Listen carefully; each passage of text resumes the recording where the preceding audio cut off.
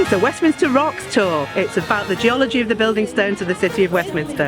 I'm Ruth and I'm a geologist, and I'm interested in the geology of the urban environment, the building stones on city streets, and also the bedrock geology of cities as well, and how that all affects how we live in a city.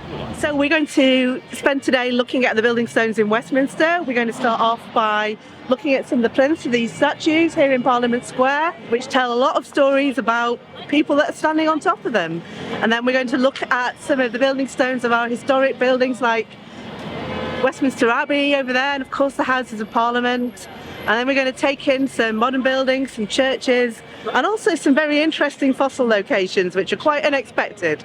I think it would appeal to anybody who's got an interest in architecture, in the history of cities, and a passing interest in natural history and geology. But you certainly don't have to be a geologist to come along on this tour and learn about it. I'm going to teach you everything you need to know.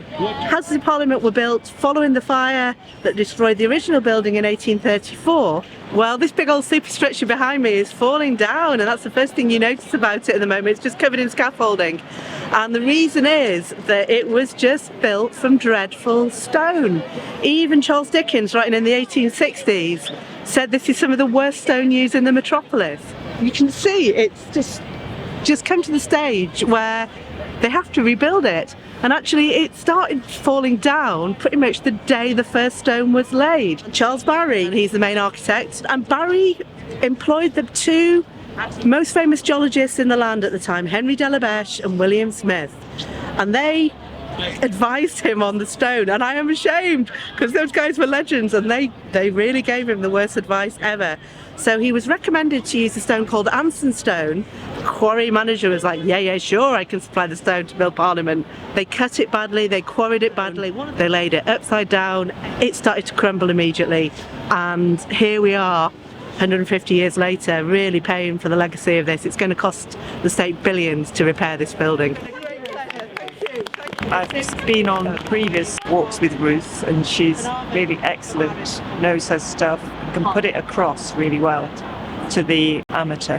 And when you think of geological time, it's absolutely mind-boggling.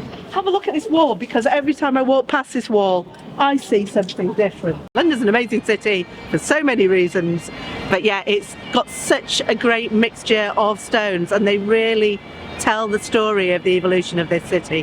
One of the things I always say is that, these days you never buy a bottle of wine or a piece of cheese that just said red plonk on the label. You want to know where it came from, how old it is, who made it, and I feel that people should feel the same about stones as well.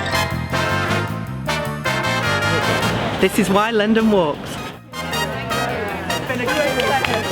Thank you.